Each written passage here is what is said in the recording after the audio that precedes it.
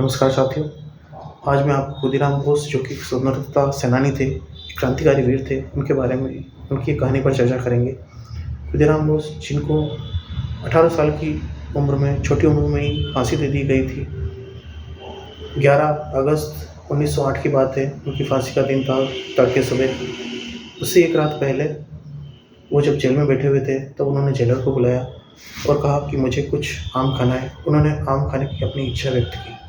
Jailer ने देखा ये अब इनको फांसी लगने वाली है, तो इनकी एक अंतिम इच्छा के तौर पर आम इनको खिला देने चाहिए। तो वो जेलर गए और कुछ आमों का उन्होंने इंतजाम किया।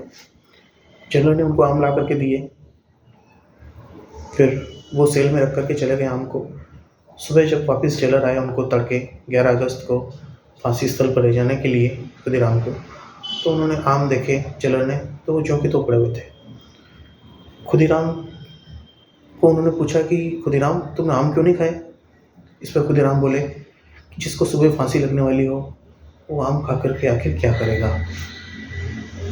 फिर जेलर ने जैसे ही वो आम उठाए तो उठाते से ही वो आम पिचक गए, उनमें से गुठलियाँ बाहर निकल गई। इस पर जोर से ठहाका लगाकर खुदीराम बोस हंसे और जेलर उनको देखकर आश्चर्यचकित हो गए।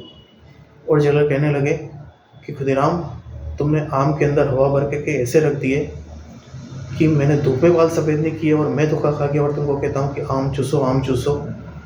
खुदीराम तुम्हारी फांसी का फंदा है और तुम्हें मजाक सूझ रहा है। इस प्रकार के वीर हमारे दरा पर होते रहे हैं और होते रहेंगे। खुदीराम को महज 18 साल की कम आयु में ही फांसी की सज़ा सुना दी गई थी और वे हंसते हंसते फांसी पर झूल गए थे।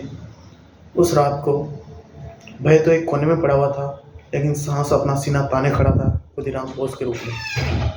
इसे वीरों के लिए कहा गया है कि शहीदों की चिताओं पर लगेंगे हर बरस मेले, वतन पर मिटने वालों का यही बाकी निशा होगा। जय हिंद।